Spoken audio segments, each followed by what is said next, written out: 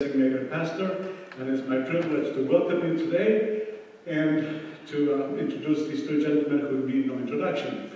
Normally I give a little bit of the history of the church, since sometimes we have visitors who are not familiar with our place, so I remind them that we were established in 1723, the building was built in 1799, blah, blah, blah. But if I do that, then I take away all the stuff that these guys are going to talk about. So, since it is a historic lecture, I'm going to skip over all that and just tell you that this is still a very vibrant church with 114 members, very faithful. We continue to try to be a good witness and be a light in Bergenfield and its surrounding communities, especially since we have folks from River Edge and Dumont, New Milford, etc.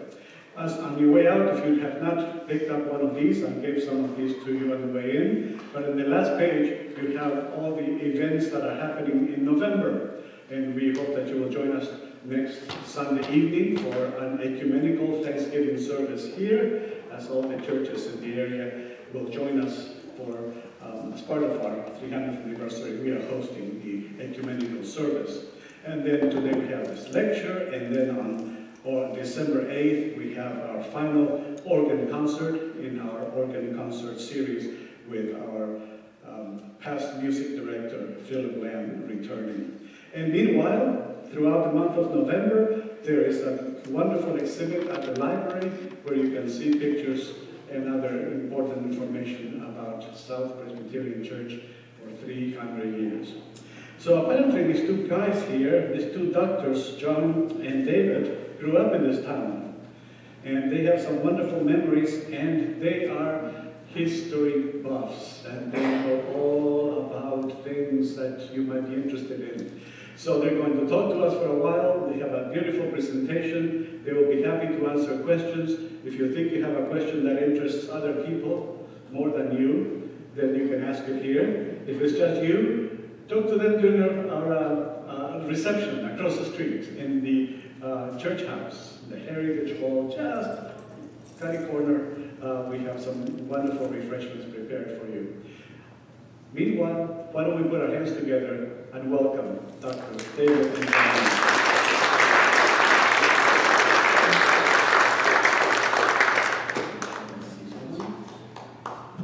And their business. Well, hello, and thank you for welcoming us.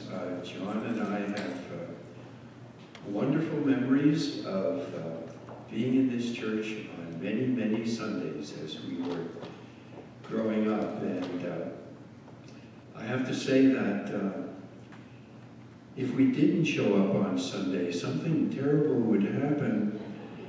But since we always showed up, we never knew exactly what it was that it was some terrible thing that if we didn't show up. And as you know, our father, who passed away in 97, always sat right there next to that pole, right? That's where Dad sat. So it's wonderful to be here with you. John and I are both academics, which means that if you have questions, comments, complaints during the presentation, please raise your hand and say them out loud so everyone can hear, and then we'll be here afterward for questions and comments and also at the reception. So thank you again for welcoming us.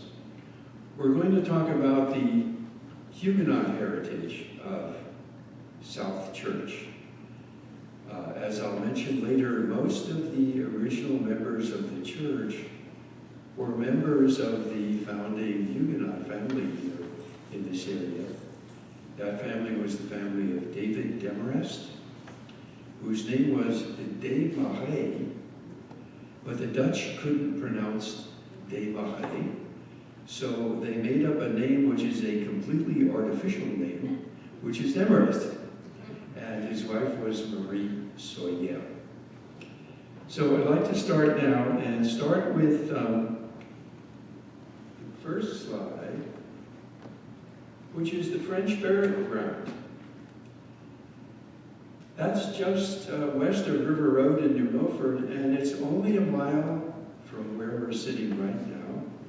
And that's where many of the original members of this church are buried. And the key to that burial ground, if you should want to visit it, is with the New Milford Police Department.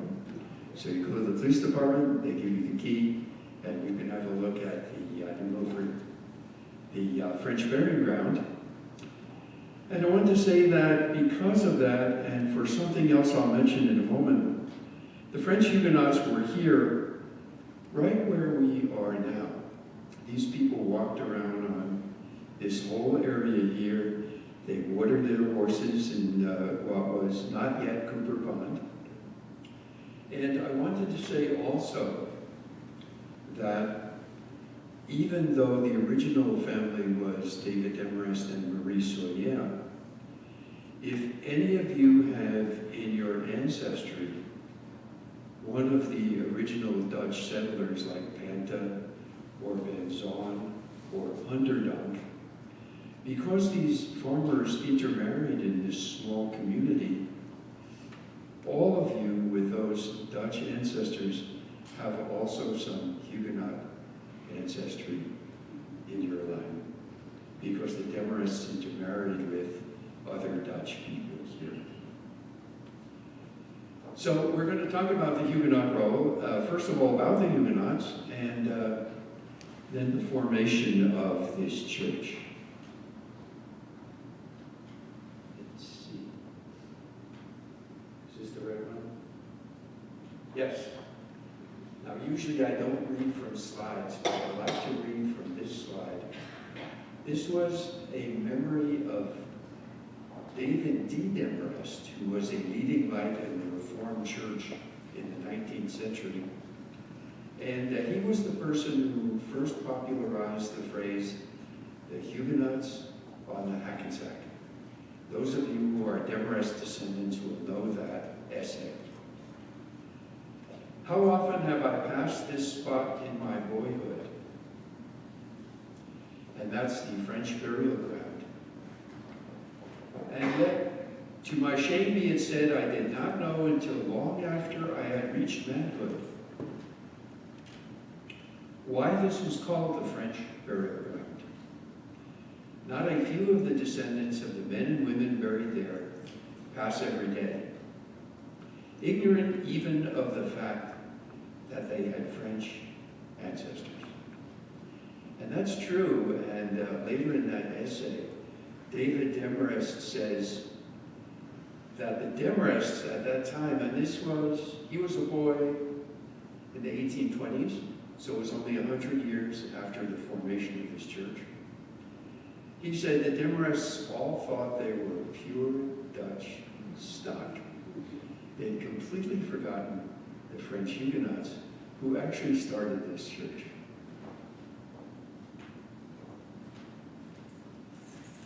It is here. May I add a bit to that? Yes, John, please. There was a small French community here, and they were aware of themselves. They had a French church, and they planned to bring over persecuted French Huguenots who were endangered in France, and set up a French colony here for the Huguenot Reformed Church. That didn't work out, partly because the French community was overwhelmed by the Dutch community. There were many, many more Dutchmen than there were French. And you see that in the name of Demarest. He was Demarest, French name, and the Dutchified as Demarest. And that's a symbol of the transformation of this early settlement. You might want to speak more closely to you. Thank you, John, for that.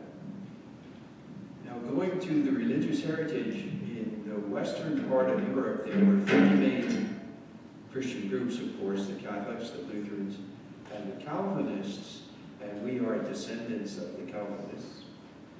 And there was constant conflict in the centuries that followed. You know, Martin Luther nailed his 95 Theses to the door of the church in Wittenberg in Germany in 1517. It's worth a visit. The door is still there, but now it's a metal door. It's no longer a wooden door, so you can't nail your theses to the door anymore. You can't put them up with Scotch tape.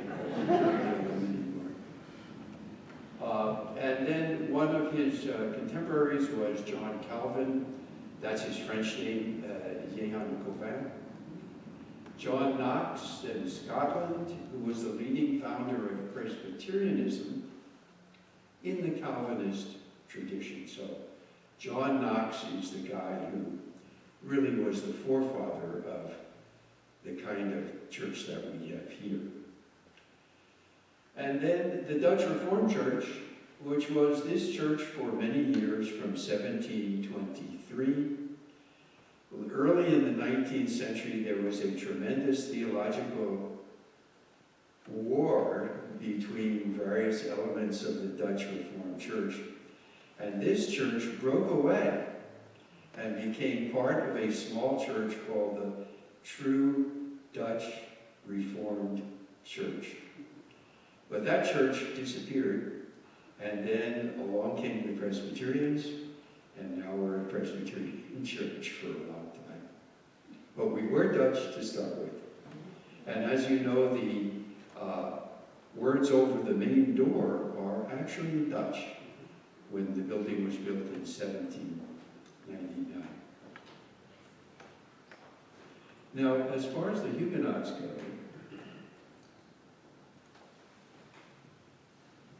what does Huguenot mean? Nobody actually knows what that means. And there are a lot of different theories about the origin of the name. Probably the most sensible theory is that it's a dialect form of the Swiss word Eidgenosse, which means oath companion. And the Swiss still use that word. The famous technical school in Zurich is called the Eidgenössische Technische Hochschule, the technical school of the oath companions. And this is all about William Tell and all that stuff, and the Swiss swearing that they would defend each other. Now, it doesn't seem when you look at the words, Eidgenosse and Huguenots, that you could possibly get Huguenots from Eidgenosse. But if you look at it from the standpoint of an expert in language, how the various dialects in Switzerland and the south of France moved, it makes good sense that Huguenots probably came from that Swiss word. The Calvinists of France, they had their first synod in Paris, 1559. There was civil war in France with a tremendous amount of death and destruction between the Catholics and the Huguenots. There was the famous St. Bartholomew's Day massacre of 1572 when the Huguenot nobility were gathered in Paris for a wedding, and they were secretly set upon and slaughtered.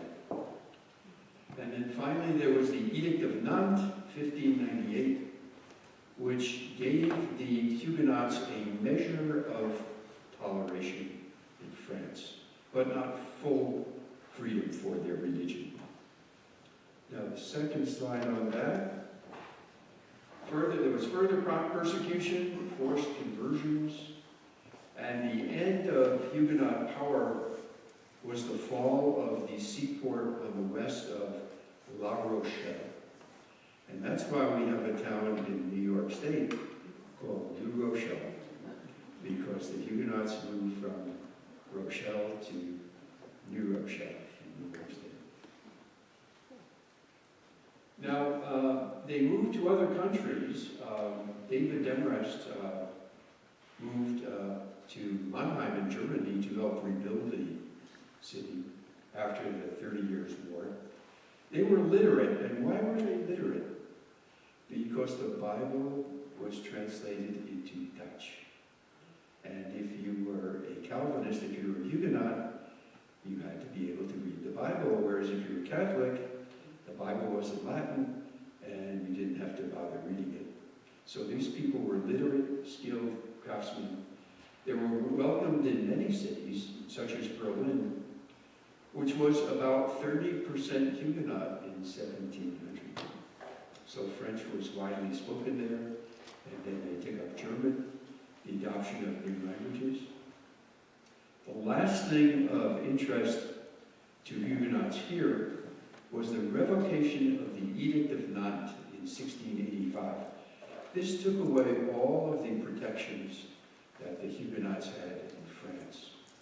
And so the people who founded this church in 1723 would know about the revocation of the Edict of Nantes, and they would know that they could never return to their homeland, that was closed to them forever. So they were here in what was then New Netherland. John, yeah, I want to put that close up. That's it. Get it. We often think of these early colonies as being very isolated, cut off from Europe, but that's not the case. The settlers here thought of themselves as Europeans and were in touch with Europe on a regular basis. The ships that sailed from Holland to the ports of England were captained by experienced navigators who knew where they were going and how to get there. And they brought news with them.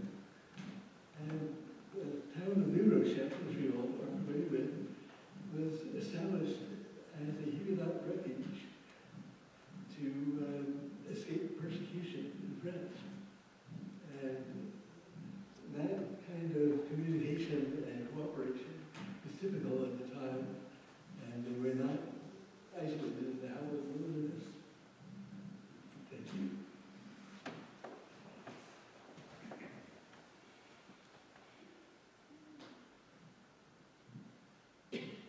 So, what is our spiritual relationship to the Huguenots? And when I was talking to Pastor Posey before the talk, he said, well, we're cousins of the Huguenots, and it just happens that we put that on our slide before the talk. We are basically religious first cousins of the Huguenots. We are Calvinists, but not strong Calvinists, put it that way. We're sort of moderate Calvinists. Now we come to our area and our church. Chief Oratani, that is not a true picture, of course, of Chief Oratani. Nobody knows what he looked like. But he was the chief of the Hackensacks, and he understood, for better or for worse, that if his people fought the Dutch, they would lose. And so he was the person who brought peace to this area. Before Chief Oratani, there was a good deal of fighting between the Dutch and the Indians, the Native Americans. Chief Oratani brought peace. And it was that peace that brought David, Demarest, and Marie Sohier here. They knew from letters back from New Netherland that things had gotten peaceful, and they could come here from Germany and start a new life. So we all owe a lot to Chief Oratani, and some of you may remember that in Hackensack there was the Oratani Tennis Club, and there was an Oratani Motel. That's Chief Oratani, yeah. So we owe a lot to you might say, the foreign policy expertise of Chief Oratani.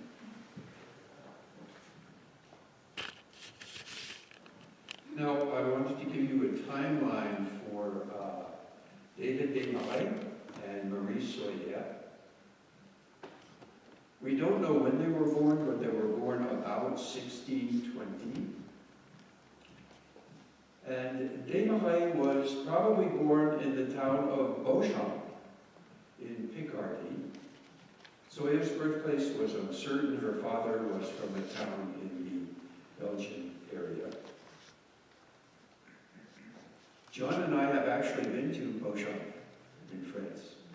And that was a wonderful, warm experience to be in the town where David Demarest was born. It's still a small town, and it's located on a small river, which is very interesting. That river is about the same size as the Hackensack River. It's really quite interesting. So we went from his birth town and this small river to his new home here on Hackensack, with a river of about the same size and about the same distance from the sea. Quite interesting. They married in Middelburg in the Netherlands. They left, the Dutch, of course, were well known for their fairness toward all religions. They were one of the first countries that actually had freedom of religion. And so many Huguenots moved there, and David Demarest and Marie Sohier were married in Middelburg. The church has been reproduced. It was destroyed in German bombing during World War II, but it has been rebuilt. They moved to Mannheim in Germany to help rebuild the city after the 30 Years' War. The 30 Years' War was renowned for its horrible treatment of local people as well as soldiers. It became a byword for bad behavior on the part of armies. And many of the German rulers whose cities had been destroyed invited the Huguenots to come because they were skilled craftsmen to rebuild their cities. So David Demarest and Demarest and Marie Sohier lived in Mannheim, Germany, for about 10 years. And some of their children were born there, and the records are still there in the Protestant church in Mannheim. You can see those records there. They sold their property in Mannheim, and we were fortunate enough to find a record of where they lived in Mannheim, and what the property sale was, and who they sold it to. And we had that translated and published in one of the relevant journals. And one of my ambitions when I go back to Germany to visit my son and daughter-in-law in Berlin is to go to Mannheim and see what's now on the corner where David Demarest and Marie Sohier lived. And I hope it's something nice. I don't know what's there. I'll send a picture back. So then they came here in the spring and summer of 1663, and there is a written record of when they came and how much they paid to the immigration authorities. So they were fairly well-to-do because they had the money to set sail from the island of Texel, which is north of Amsterdam, and come here and set up shop. They first settled in Old-Dorp, which means Old Village in Staten Island. Demarest was a delegate to the last meeting of the Dutch Assembly. There are no written records of that now available. They were all destroyed. But it was at that Dutch Assembly that the Dutch agreed to turn over New Amsterdam to the English. And the reason was the English had more boats, and they had more guns. So Governor Stuyvesant wanted to fight, but the people of New Amsterdam said it's hopeless. We might as well just sign over. And they did agree with the English that their religion would be respected.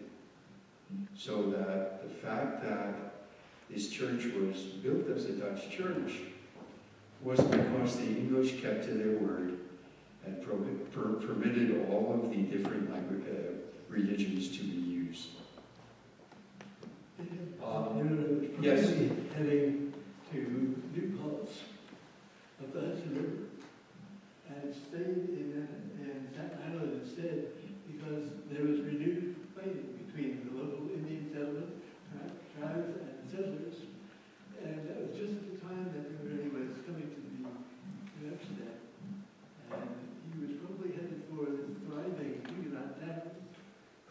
the river, and had to change his plans, and that became too dangerous for him to kill him. Excellent. And then they went to New Harlem, and and of course, that area is still called Harlem in New York City. And they had a farm at what is now 3rd Avenue and 122nd, 123rd Streets. And I have to tell you, a personal thing is that whenever I went to a meeting, I spent the last part of my career at Columbia. Whenever I went to a meeting at the faculty club at Columbia, I stopped at the gate because I could look over Morningside Heights and I could see where David Demarest's farm was. That was a wonderful feeling of sort of being settled personally to be able to see that farm. That village was half French-speaking, and Demarest was a magistrate and constable there. And there are a lot of written records from those times because the Dutch were very good at writing things down, and a lot of it has been preserved. So if you have an interest, you can go back and read some of the magistrate records of New Harlem, that type of thing. So then they decided to move to the Hackensack. It's called the French patent, and the legal document that they got from the governor of New Jersey was called a patent. And you got permission from the governor to negotiate with the Indians and to pay the Indians various amounts of actual goods and money. And then you actually owned the French patent. That was your land at that time. And I'll show you a map of that in just a moment. They went to the Hackensack in 1678. Demarest was about 58. They had grown sons and families. They developed the settlement along the Hackensack. Marie Sohier died very shortly after that move. Demarest died in 1693. Now, about that settlement, this is the French patent. And here is the Hackensack River up here. Goes over to the, it includes New Milford, but not River Edge. Up that way, north of where the Oradell Reservoir is now, and then all the way to the foothills of the Palisades, and then down to what is now Teaneck, and up here is the land that was settled by the Harriers. It was quite a large piece of land, and it was very fertile, and also had good access to the markets in New York. There was a French church. Before this church, there was a French church. And they had farms, docks, and tidal mills. I didn't know what a tidal mill was myself until I got interested in this. What happens is, the tide comes up the Hackensack, you close the gate on an enclosure, and the high water is in the enclosure, and then when the tide goes out, the water outside is lower, so you can open the gate in the enclosure and you can use that water to drive a mill. So it's a water mill, but it's a special kind that you get from capturing the tidal water coming up the Hackensack. They had quite a substantial development here. Yes, sir? I have a question. On your first bullet point, a French church. Now, is that a French Huguenot church? Yes. Yes. It was, the question was, the French church was it a Huguenot church? And the answer is yes. The Huguenots who were here, there was a French minister who would come out every so often, not every Sunday, but would administer communion and so on to members of the French church. But that became really secondary to the Dutch church in Hackensack, which was much bigger. And so the French ultimately, toward the end of the century, became members of the Dutch Church. They had flat-bottom boats, which could go down the Hackensack, which is not a very deep river. And they had a lot of commerce with the city. And for a time, the area that's now near Old Bridge and New Bridge, between there, was called Demarest's Landing. It had that name. That has since disappeared, but that's what it was called for many years. So when our church was founded, this was a mature settlement already. It was like a little village. Many people had come to live on the land. They farmed, and they brought their goods to the city of New York to sell.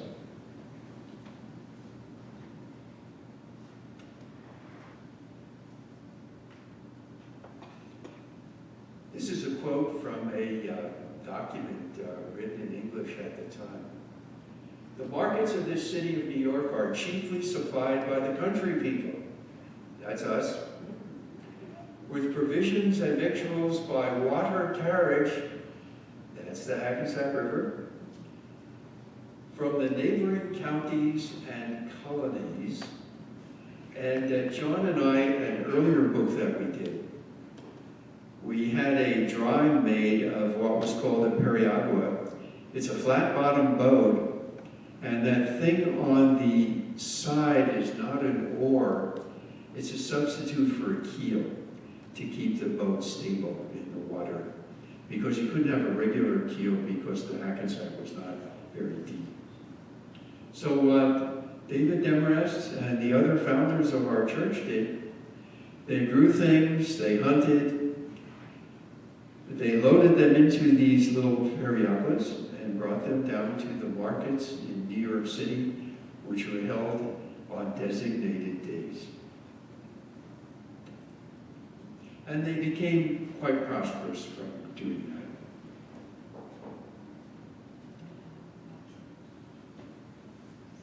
that. Now, a portrait of a typical Jersey farmer.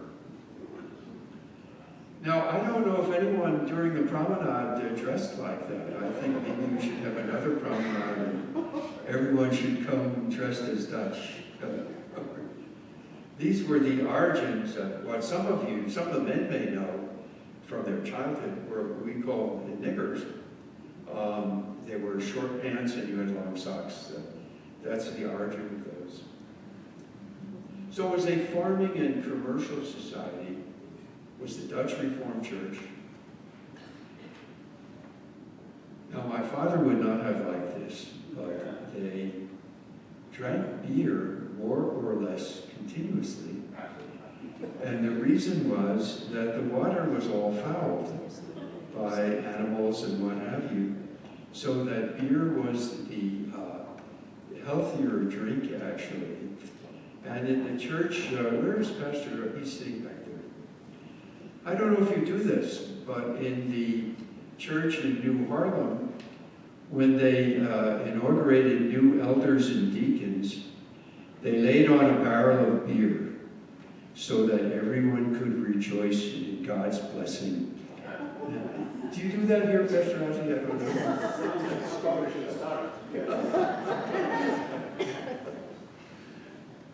So it was a different world. Society was rough, and I wanted to quote a saying that was common at the time. There were no police. There were a few English soldiers quartered in New York, but of course they never came out to enforce the peace. The saying is, 100 Dutchmen, 100 knives. These were tough people. And when we think back on the kind of people who started our church, we like to think these were wonderful, upstanding members of the Reformed Church. They were also very tough. David Demarest himself and his son John were put on probation for a year for getting the Native Americans drunk and trying to steal their land. And that sort of thing was not uncommon. There were, in fact, knife fights. People were killed. But at the same time, they were true believers and they wanted to start their own Dutch church here in Scotland. The illustration of the citizen of New Amsterdam is obviously a caricature, making fun of the colonial anti-fashion of the clothing. In fact, the citizens of New Amsterdam dress pretty much like European skilled workers. They probably had rubber fabrics because they all had made much fun. They were not following fashions back in Europe, but again, it emphasizes the continuity between European society and the colonial society. That they really reflected one another.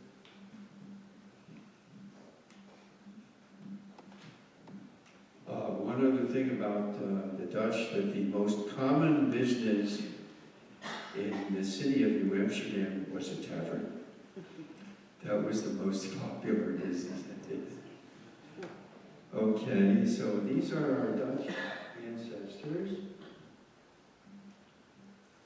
And here we come to really the wrap-up of our presentation, which is the foundation of this church. At the time of the foundation, in 1723, David Demarest and his wife had 3 sons, and there were 32 recorded baptisms, some of them in the French church, of their grandchildren.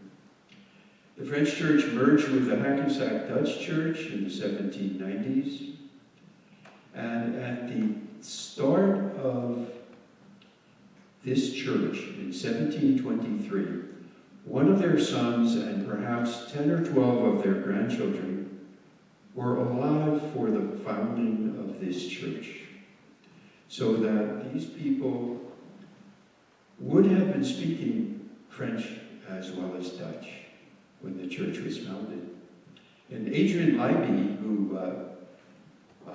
whose house is now the manse, and was a great historian as well as a distinguished lawyer, he said that about 2/3 of the members of the church in 1723 were either descendants of or married into the family of David Demarest and Marie Sohier. And that's why I said earlier that anyone who has Dutch ancestry here probably also has Huguenot ancestry. So looking sort of in the big picture, the church was founded on land patented by Huguenots, owned by Huguenots, and most of the members of that were descended or married into a Huguenot family. So this church, even though we think of it as a Dutch church, actually started as a largely French Huguenot church in terms of who were the descendants, and these people still spoke French. And that's what, to go back to one of my first slides, David D. Demarest said, everybody forgot that this was originally a church in which many people were Huguenots and spoke French. So we're not going to forget it anymore, right? No? Okay. This is the church, the way it looked. This is not our church, but it's a similar church built by the Dutch. It was a square church, much smaller than this one. Pews along the sides, that kind of thing. And this thing on the right, which is hard for you to see, that's a stone that was put into the church. And what it says in Dutch is that the church was built by various members of the church, including several Demarests, and it was done by the will of the congregation, and it was done to the glory of God. So that was the start of our church. Now, why did they have a church here in the first place? People started to settle over here in Scotland, and they didn't want to go all the way to Hackensack for church, because you had to saddle up the horses and get the wagon ready and load the kids into the wagon, and off you went to Hackensack. So it was better for them to have their own church right here, which they did.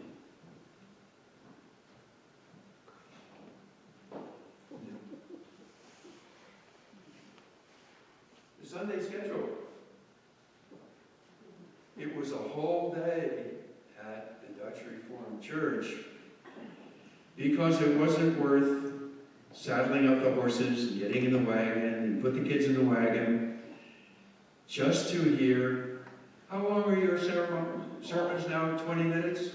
12.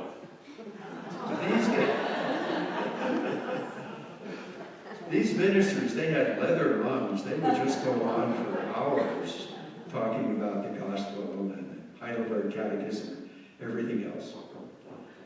So there was a morning service, and then they had lunch by the pond. Then there was an afternoon service, and they watered their horses at the spring, which was on the lawn of what is now the manse. So Sunday was truly a day. It was truly God's day for these people. They spent the whole day here.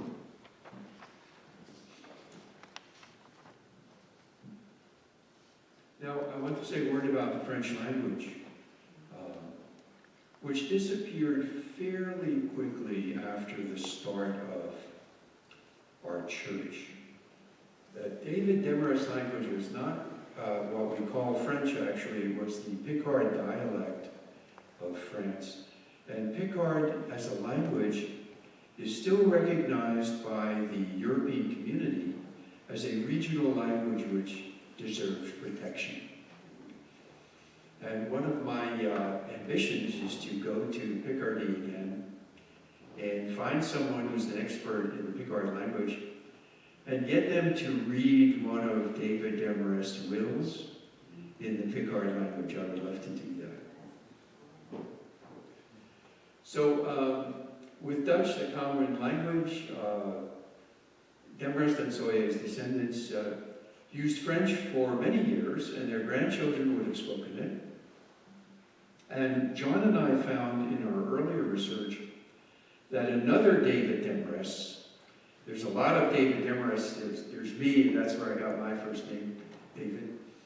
A grandson who was a distinguished politician, I think he was a member of the state senate.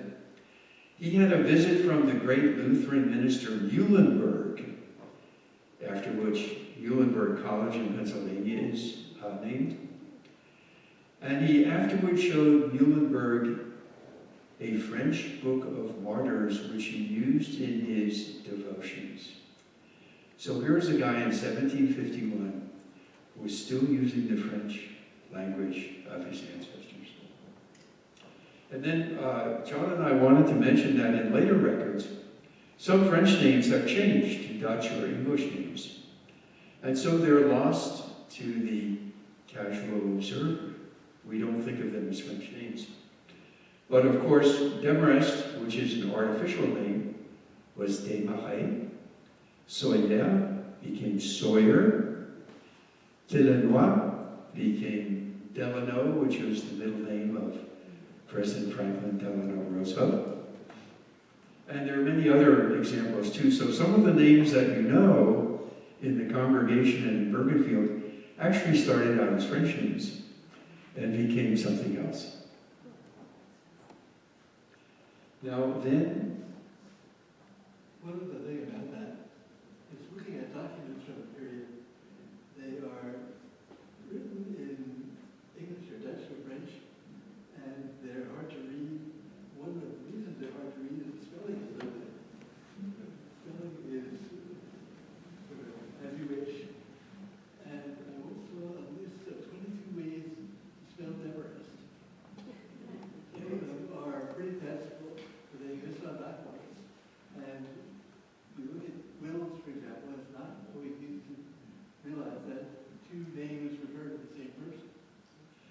Yes, that's right. In the 17th century, spelling was not standardized yet, so David Demarest's name and others were written in various ways that you have to track down when you're looking through the research.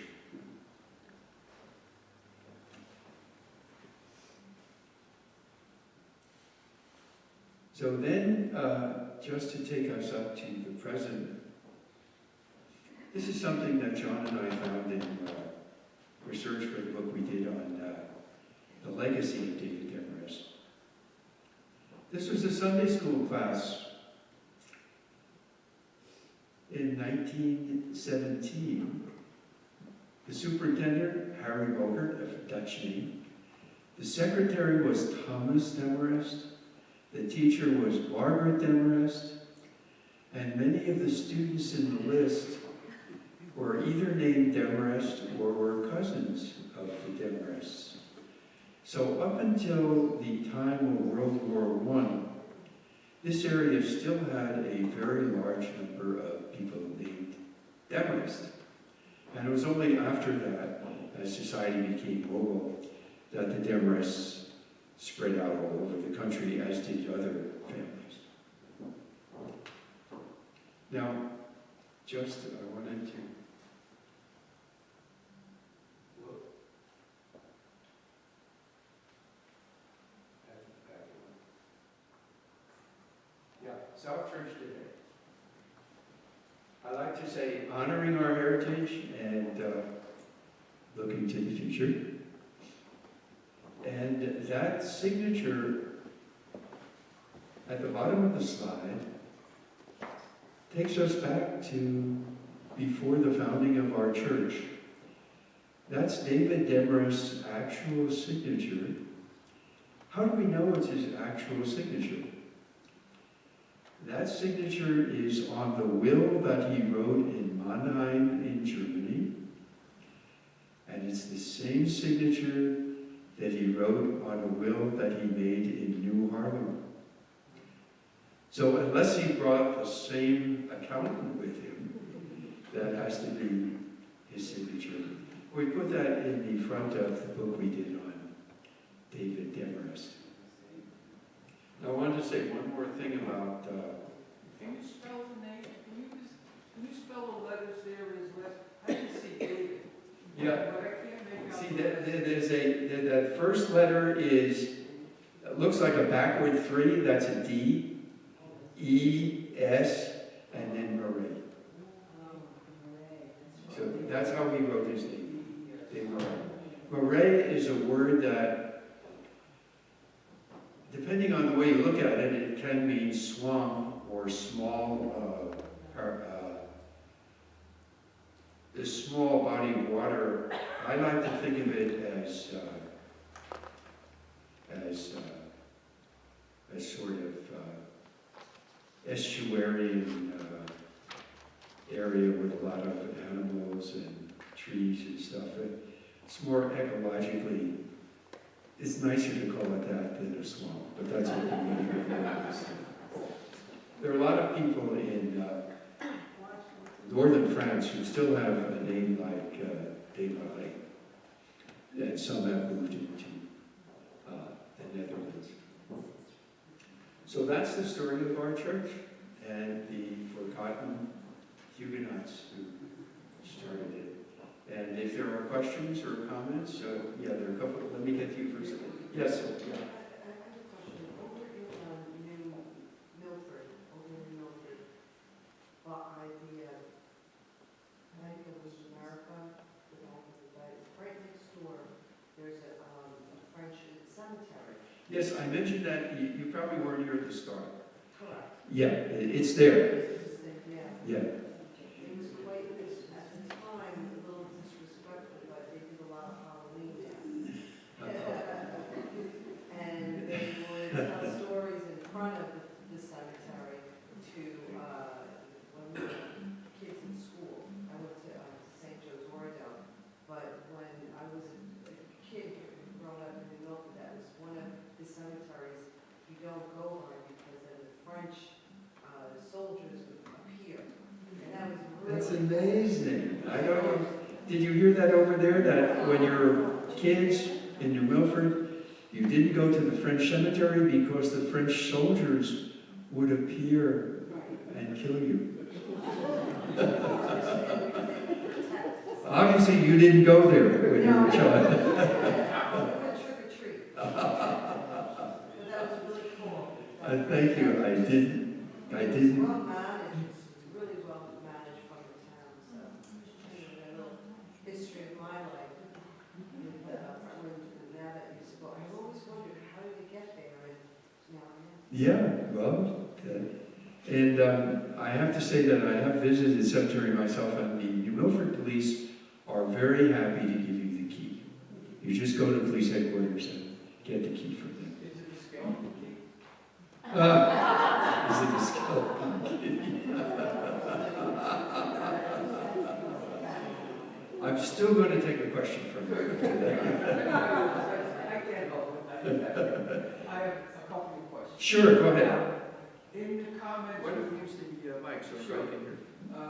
When you were talking about the boat, the flat boat that they used to take goods down the river into the city, and I was just wondering, in your research, did you find anything about Cooper chairs that were manufactured in this area, as you know? Well, we know. Thank you. This is about Cooper chairs. They were actually manufactured in the mill house. Yes. That's right, but of course that's much later than the time of the founding of the church. Yeah, yeah. Other question? You had other questions or comment? There's a Yes. can you shout out from back there. Yes, I'll shout out back there. Now, there's revolutionary veterans buried in the cemetery. Were they members of this church exclusively, or were they? Were the people in the cemetery from this church? Yes. They were almost all, I think. It's hard to, there's not much left there in terms of tombstones. But there was a small French community in addition to the Demarest. Right. He had originally thought that the French patent would be settled entirely by Huguenots, but he couldn't attract enough of them, so it was mainly settled by Dutch-speaking people. But I believe that the French cemetery is almost entirely from this small French community around the Demarest. Other questions or comments? Yes. There were enslaved people in this area in those years. Were they allowed to worship in this church, or did they have separate churches, and were they buried in separate burying grounds?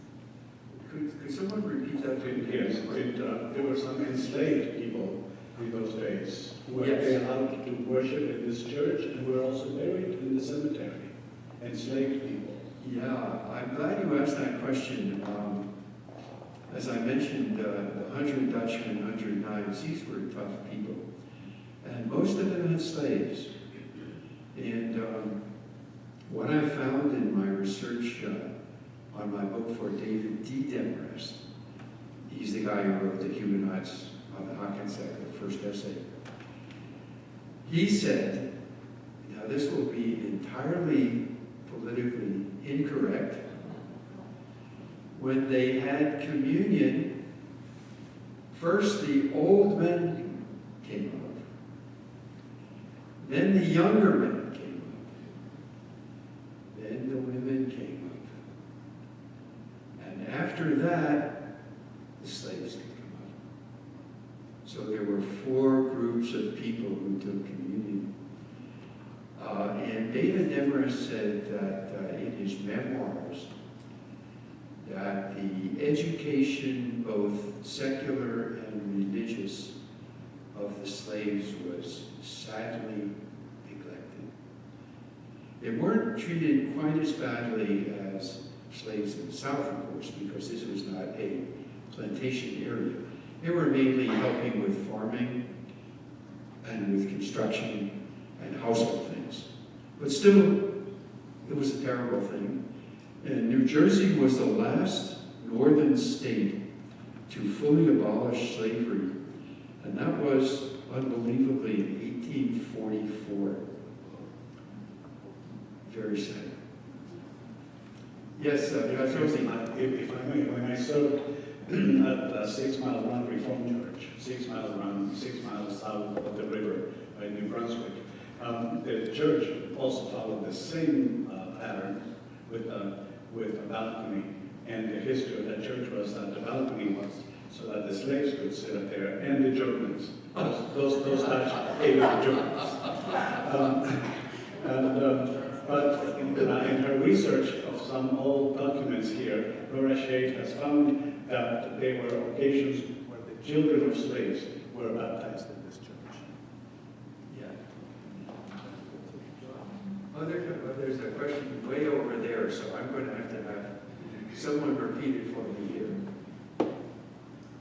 So growing up as a child in Bergenfield, I don't know what the association is with Old North Church, which looks very similar to this, but there was always stories that there were tunnels between this church and that church, and sometimes it was slave trading or it was other things going on in the wars where people were being stuck between the churches to sneak into other places. Is that true, any of that, or? The connection between South and the Old North Church. Are there really tunnels that connect these areas?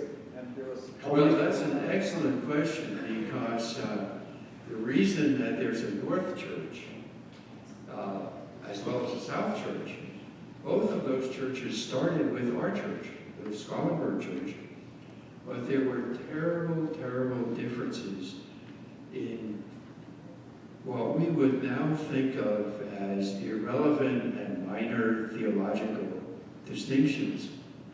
And it became violent, and dominee, that was the Dutch word for pastor, Dominee Romain, who was pastor of this church as well, it is said that on one occasion he went up the steps to the pulpit in the Hackensack church wearing a sword because he thought he might be attacked.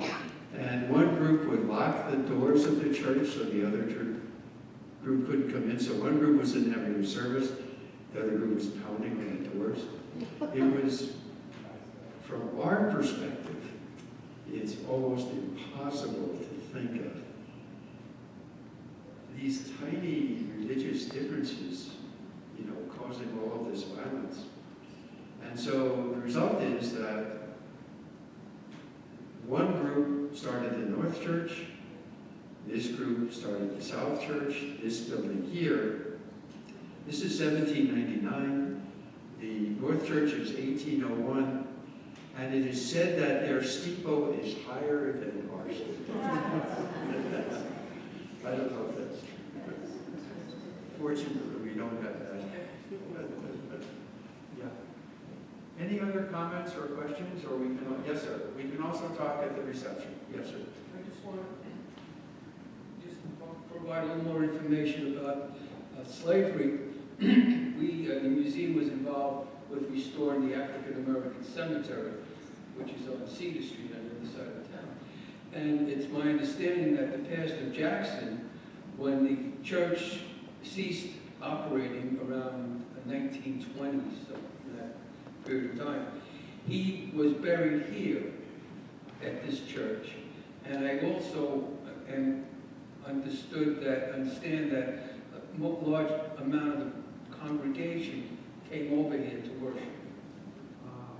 Now that could be just folklore or tales that are being told, but I figured I'd mention that in case it might Yeah, help. that's very interesting. Thank you. Other comments or questions? I think, yes. Here we go. Yeah. Thank you so much. I'm supposed to say thank you to everybody, so I just want to make sure you've completed everything you'd like to say. And, okay, very good. All right, so let me step this way. So thank you. Thank you very much.